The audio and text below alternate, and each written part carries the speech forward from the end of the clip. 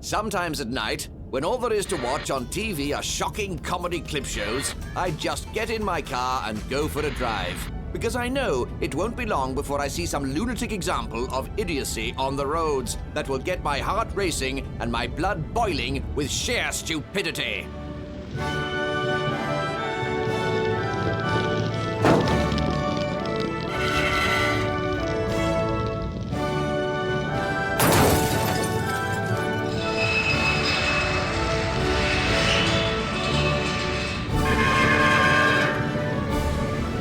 That's done the trick.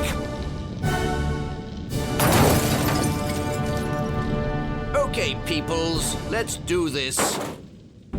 Every day, more and more road users are filming their journeys, which can often end in disaster. Pioneered by motorists in Russia and Eastern Europe, dashboard-mounted cameras are constantly recording our behavior on the roads. From the bizarre to the ridiculous, the funny, to the downright dangerous. The thousands and thousands of dash cams around the world have captured just about every mishap you can think of. Now we're going to delve into this treasure trove of stupidity on the roads. Put things right by pointing the finger of blame. Replay the action to see what really happened. And of course, there's nothing like seeing other people's mistakes when it comes to helping us become better drivers. And please remember, on all the clips, yes, that's all the clips we show, no one, and that means no one, is seriously hurt. So drive safely. Not everyone is this lucky. Coming up on this episode of Car Crash TV, more calamities and incapabilities from the roads around the world that, had they happened in Britain, would have resulted in the following contraventions of our beloved highway code. Article 88, motorcyclists, you should be aware of what is behind and to the sides before maneuvering. Article 117, in normal circumstances, the safest way to brake is to do so early and lightly. The one about not operating a motorized vehicle while suffering from narcolepsy. And from chapter 2 of my new self-help book, Pull Yourself Together, just when you think things can't get any worse, they usually do.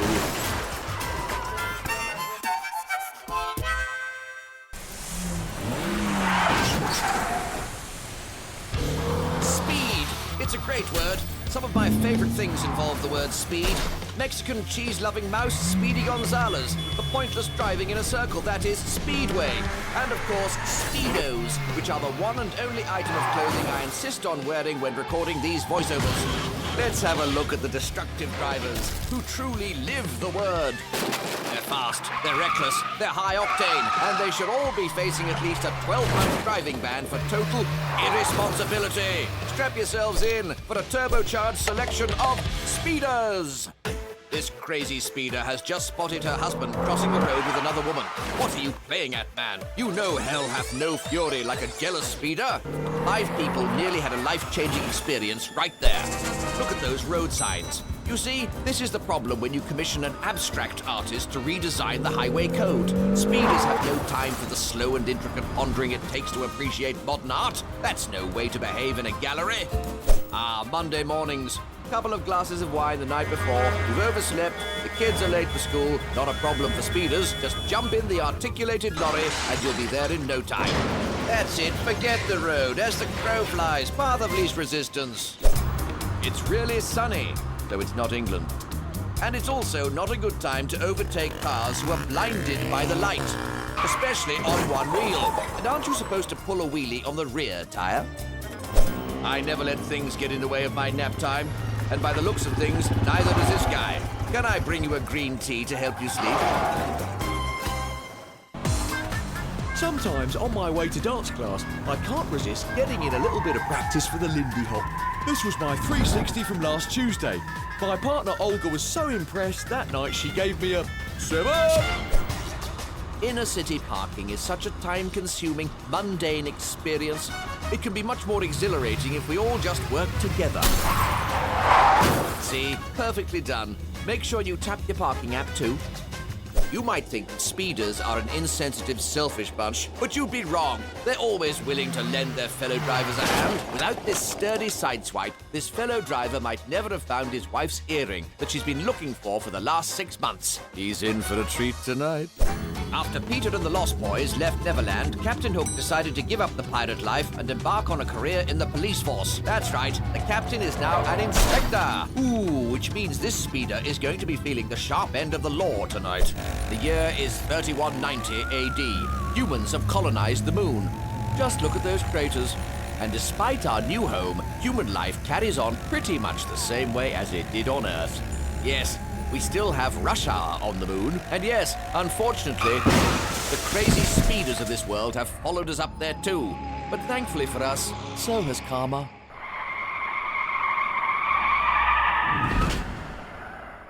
In the land of the standard four-door hatchback, the 4x4 is king. And as you know from your history lessons, most kings are overeating drunken buffoons or gormless invaders with a complete disregard for anyone who gets in their way. Much like the drivers of the 4x4s we've spotted out on the roads. Time to crown some 4x4 failures. According to chaos theory, just as the flap of a butterfly's wings on one side of the world can result in a hurricane on the other side, when this driver uses his windscreen wipers on this side of the road, that 4x4 goes for a total wipeout on the other. Normally, in one of those medical casualty shows, it's the person in the car who requires medical assistance. But this is a rare case where the car itself is diseased, as this 4x4 has unfortunately been struck down with a debilitating rash of pink spots, small hook-like growths all over the body, and a severe loss of motor control. Don't worry, it'll all come right by the end of the episode, plus some nurses snogging if you're lucky. This prison proves to be a real attraction for the local ladies. All those ripped torsos on display, pumping iron in the yard. But stopping for such sights comes at a price. Somebody build a wall. Whatever the circumstances of this car crash, it's absolutely unacceptable for the driver to swear like this, as he must have known he would be on some cheap TV show. People really need to learn to keep calm and keep their feelings under control, the stupid.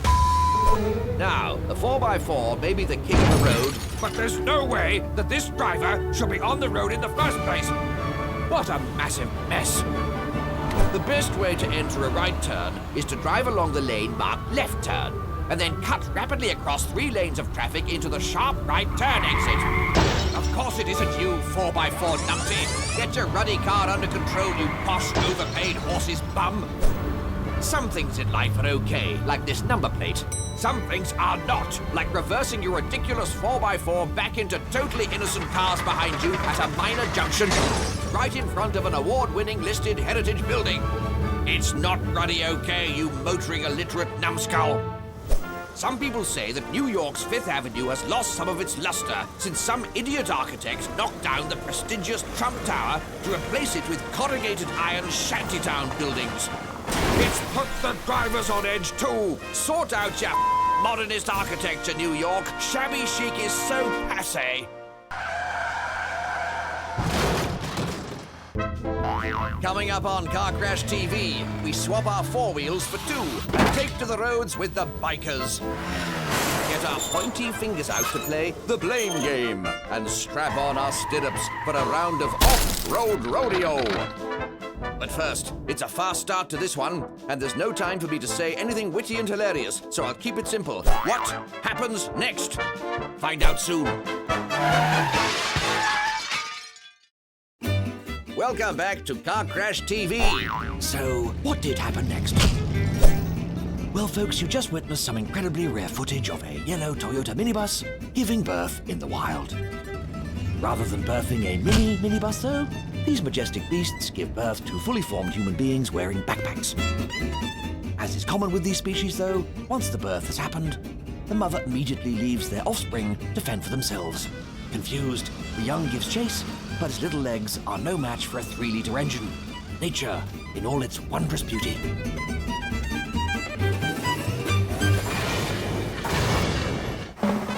If you come across somebody wearing a helmet, dressed all in leather and straddling some powerful machinery, you've probably been to that secluded parking spot on the A527 just near my house. Or you've come face to face with one of the road's most accident-prone motorists, the biker. Let me tell you about some bikers. They are accident magnets, two-wheel terrors, and the scourge of the road. So it's time to decide if two wheels really are better than four. That poor advertising board. He looks like he's seen some terrible things in his time, like that apartment block. Well, it's your lucky day, darling, because you were looking the wrong way to see this. Not to mention this garish pink ensemble frightful. In the future, the battle between the automobile and the bike has moved on. Look how this car uses its tractor beam to disable the hapless cyclist. He must be flipping mad.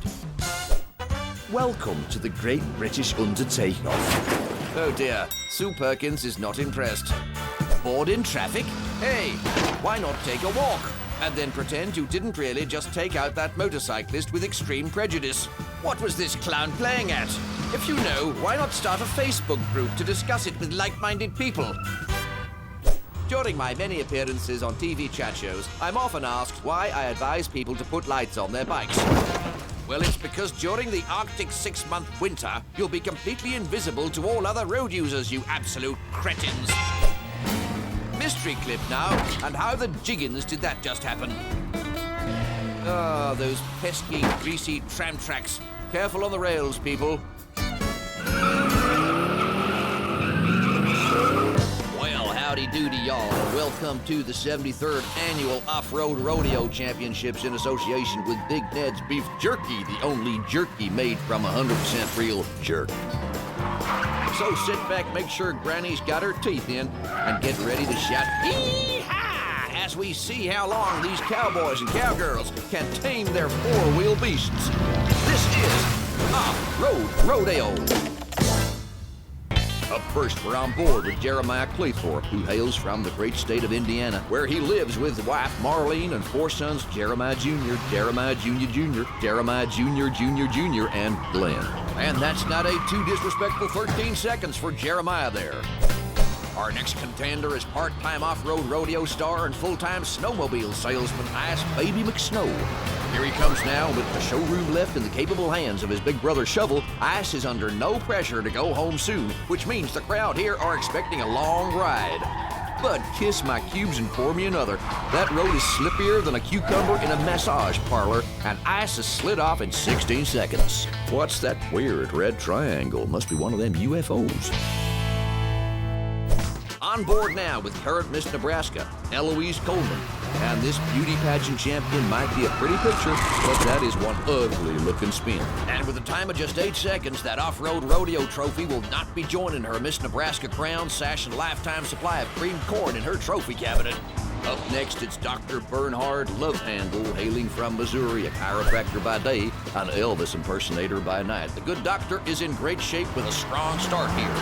With this kind of sublime driving, you just can't help falling in love with off-road rodeo. If Dr. Lovehandle can hold on for just a few seconds more, he'll be going from a jack to a king. But oh no, the good doctor's off with just a score of 18 seconds. He's bound to be all shook up. We're on board with current champion and this year's hot favorite, Dolores Montgomery.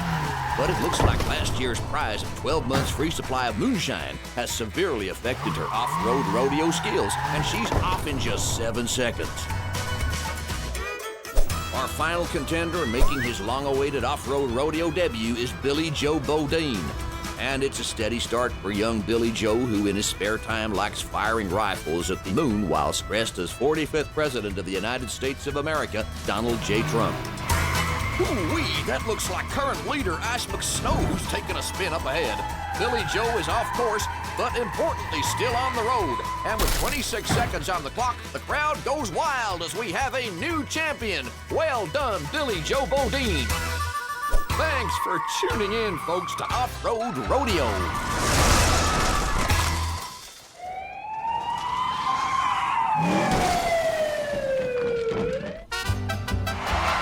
To blame is to feel or declare that someone or something is responsible for a fault or wrong. My words, people, not the words of the Oxford English Dictionary, although by amazing coincidence, theirs are exactly the same. On this show, we spread the blame with a big pointy finger. That hasn't been updated since Series 1. Come on, guys. High time we forked out for a new graphic. No? Fine. But you're making this show look cheap. It's the blame game. Okay, well, it's either the end of days or this is a broken dashboard camera. Either way, our driver is about to collide with those fast-moving lights on the right, which is probably a UFO. But who's to blame? Earth-based driver or the aliens on the right? Wind back and you'll see what I assume passes for a green light in this weird netherworld, which means for our UFO friend arriving from the right, it's blame! On Earth for seconds, and these aliens have already got 3 points. More alien spacecraft here, but at least their full beams are lighting up this junction nicely. So those two earthly motorists can have a well-lit car crash. So who's going to be responsible? If you look to your right, the lights have just changed to amber. So, although our friend here is riding his luck, there's no way the other driver's set could have gone to green yet. So, blame to you for jumping the lights. And 8 points for a beautifully executed recovery spin. A quick run up on this clip, and an easy resolution too, methinks. Yes, little white van, unless your driver is colorblind or looking at saucy pictures on his phone, he cannot fail to see that the light up above is red. So it's a delicious bowl of blame paella to you, amigo. And because you've been so good, we end with a treat. Our first ever blame game featuring 2 scooters. I am a generous leader. Question is, are we on a one-way street or not? Well, the clue is in the parked cars. Yes, they're all facing towards us, which means this isn't a one-way street. Therefore, the fellow in red should be more careful overtaking. Blame to you, but also congratulations. You are our very first Blame Game scooter star. Now pick yourself up and get the drinks in. This calls for a celebration. And that, ladies and gentlemen, was your Blame Game.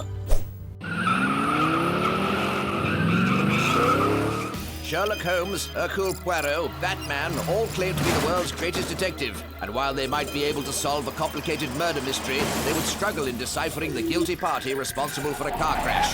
That's why I need you, seasoned car crash TV viewers, to don your deerstalker, adjust your monocle, hop in your Batmobile, and help me solve another crash scene investigation. Well, this is a mess, and I'm not talking about the state of the windscreen, although our driver could do with popping the wipers on to give us a better view, but this is the hand we've been dealt, so we better step to it. 3 vehicles at the scene, but only one will be making its next stop, the interview room. Is it car A, car B, or car C? Think you've cracked it? Let's find out. Clear red light there, so I'm not sure that black car straight ahead should be advancing so confidently. Yes, as I suspected, car B is the guilty party, and as well as wrecking car A, he's also taken out the traffic light too. That's double the time for you, my friend. Take him down.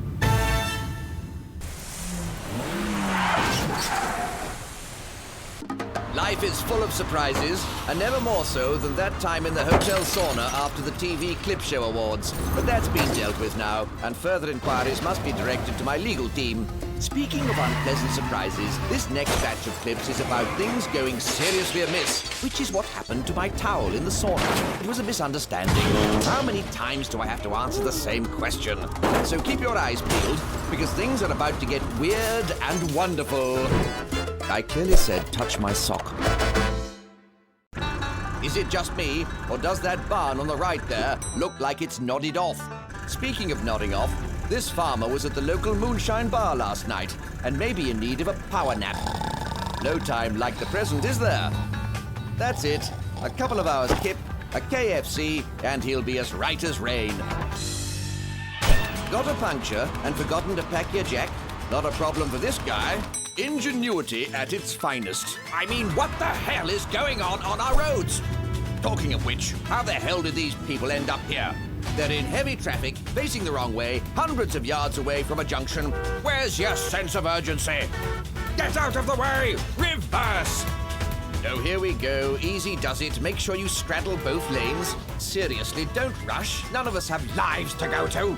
And what is she doing looking at the map? Did your map reading get us into this mess? And what's the other approach to causing chaos on the roads? Pretend nothing happened and drive away quickly. You're all right. No one noticed you smashed the traffic light. Here's the kind of bus driver I like. He's driving towards oncoming traffic on the wrong side of the street, so he stops in a way that no one can get past. Takes a breather to find some lovely Belgian ladies on Tinder, then opens the doors, calm as you like, to let the passengers out. Whatever training school he went to should have swiped this clown left. These days, none of us have room in the back of our car for a spare tire. But this guy's got the solution. Just let it ride along behind you. Brilliant concept. I'm in! Welcome now to our occasional series we like to call Driving the Long Way Round. Episode 12, Buying Petrol. 1. Put pump in car. 2. Put bonnet up. 3. Assess why no petrol is forthcoming. 4. Send wife inside to pay for petrol and perhaps a light snack for the onward journey. 5. Having successfully paid, drive off, leaving pump in car, door open, bonnet open, and wife on forecourt. 6. Alternatively, ask a member of the public for their assistance. 7. Drive off again, now with both doors open, bonnet open, wife dangerously perched outside car and petrol tank not closed. 8. Stop immediately in the middle of busy road outside petrol station to ensure your bonnet is still raised and driver's door open. Congratulations, you have successfully purchased petrol.